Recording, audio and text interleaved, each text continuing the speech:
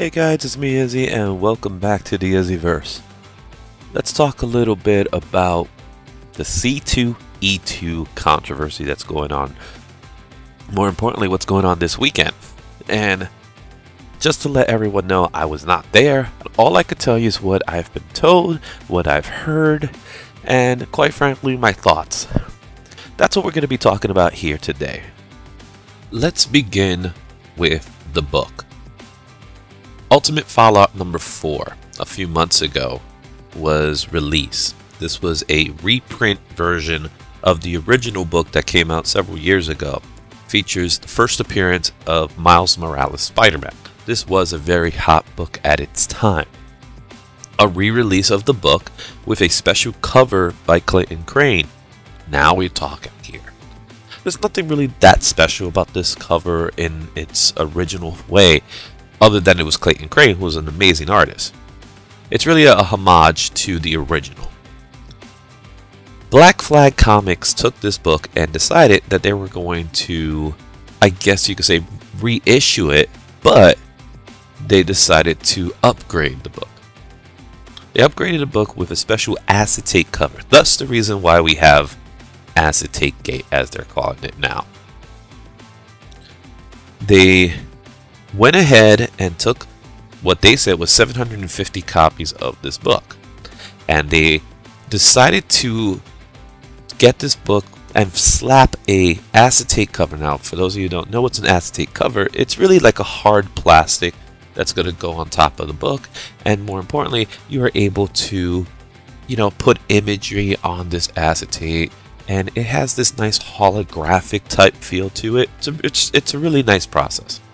They decided that they were going to add a US flag. They were going to make it seem like that Miles was holding a flag instead of the mask, and then they put some other stuff in the backside of the book. Immediately, they made the announcement that this book will be available as C2E2 exclusive for the con.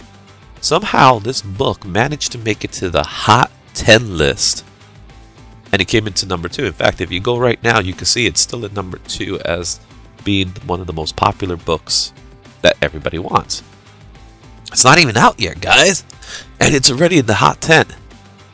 Of course, collectors out there who, for the most part, are interested in either collecting it or flipping the book. And what I mean by flipping the book, their thoughts is to purchase the book to resell it in their platform, saying, we have this book and now we want to resell it.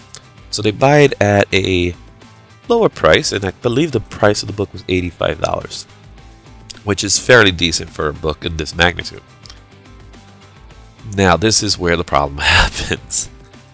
There's a lot of questionable tactics that were going on with this particular book. First of all, the acetate cover was not generally approved by Marvel. Marvel did not give the go-ahead to say you can do this. So what Black Flag Comics did was that they did it anyway. Not to say that they were not being told to do it. It was a choice. It was their choice. It was, think of it in the sense of they decided that they wanted to do this work, and they went ahead and did it, and they're going to sell it as is. Okay, no problem there. Quite frankly, I don't have an issue with that. But at the same time, you're altering this book. And the collector is going to collect regardless of what you say, guys. It's the choice of the collector. That's not the problem.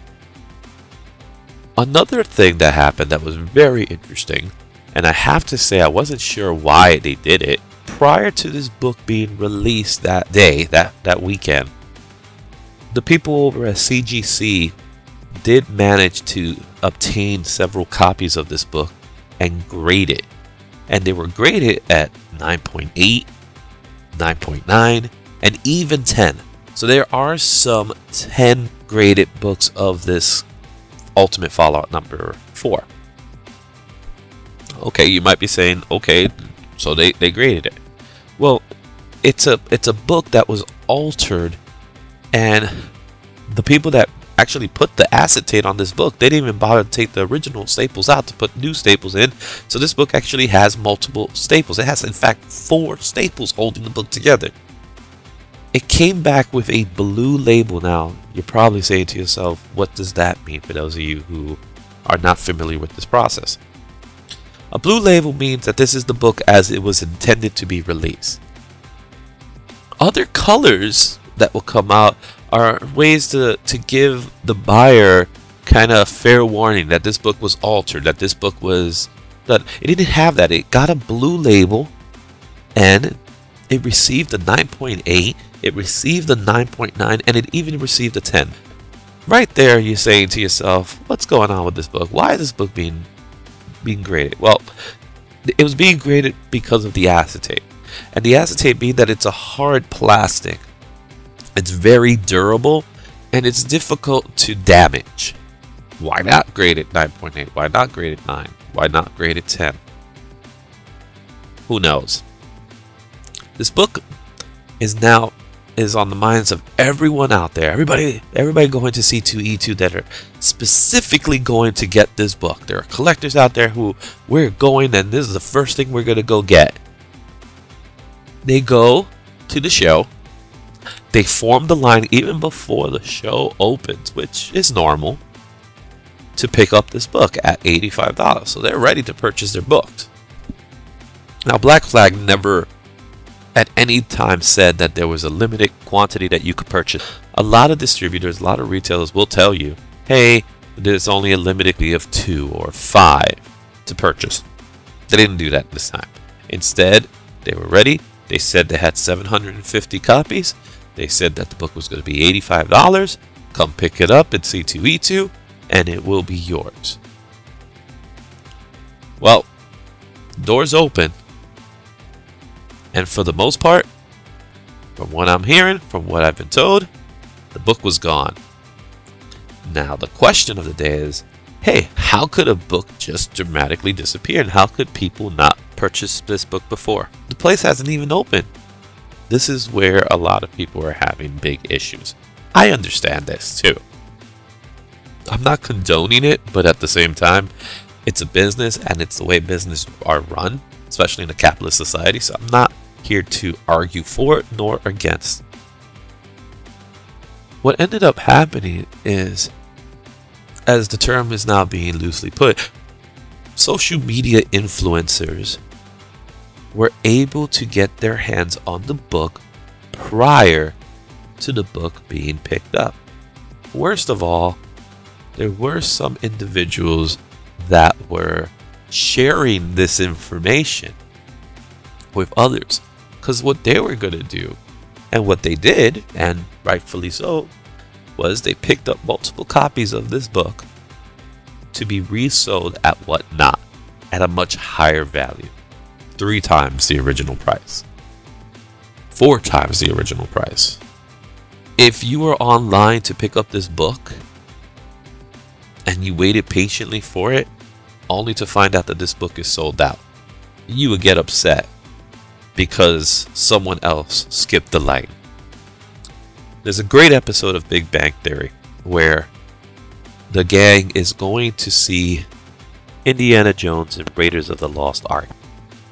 And they get in this line, and Sheldon, he is really upset at the fact that they got there at a certain time and they're not in the end of the line, they're in the middle of the line.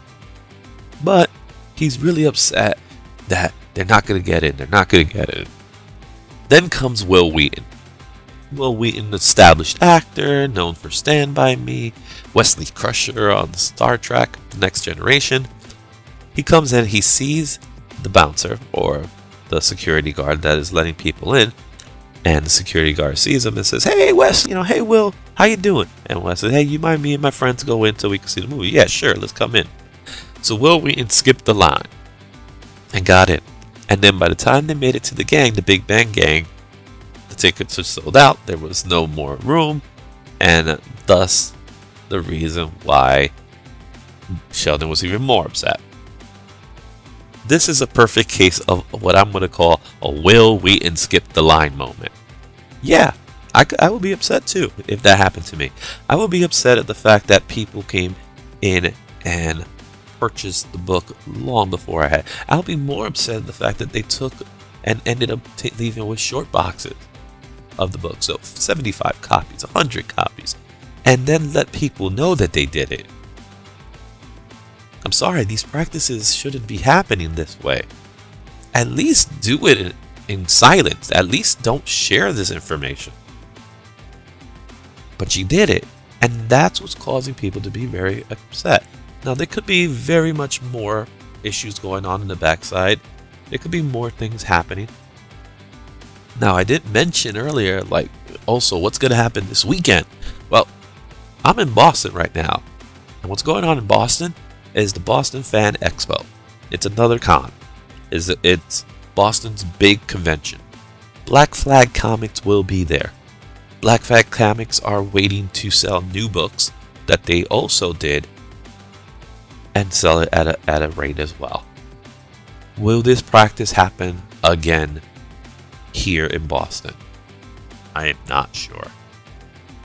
I doubt if it will. I doubt if it will be publicized. In fact, I expect it to be a little more quiet.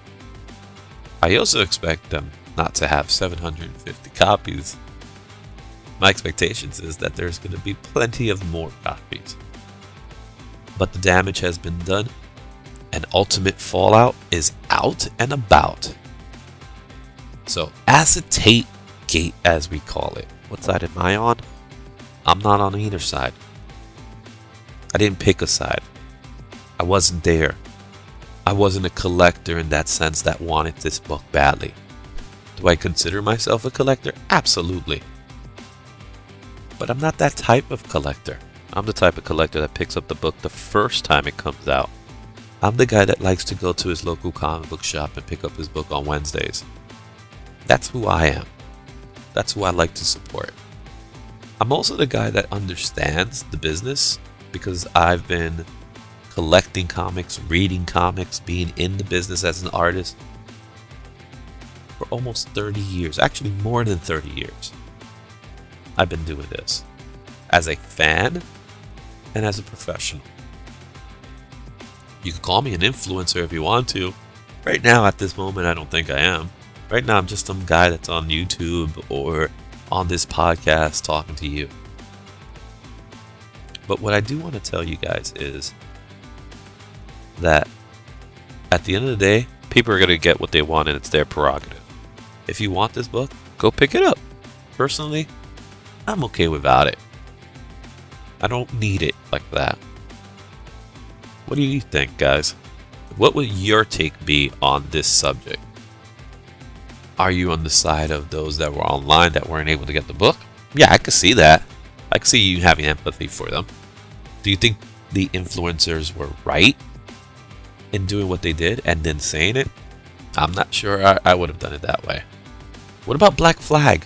Do you think Black Flag should stop making these acetate covers? We're in the business of variants, guys. Variants are here to stay. It's kind of like the 90s with the foil covers and the limited editions. The variants I think are a little different today. Do you think Marvel should say something? Should they speak out and say, hey, we don't approve of this? What about CGC?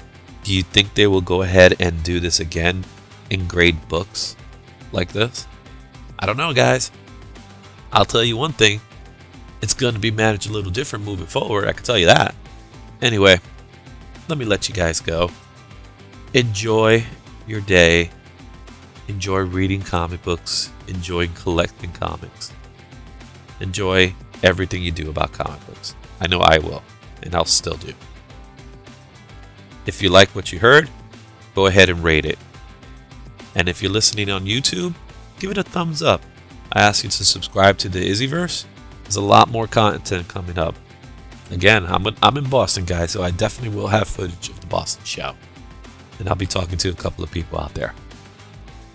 Until next time, guys, in the words of the great Stan Lee himself, Excelsior!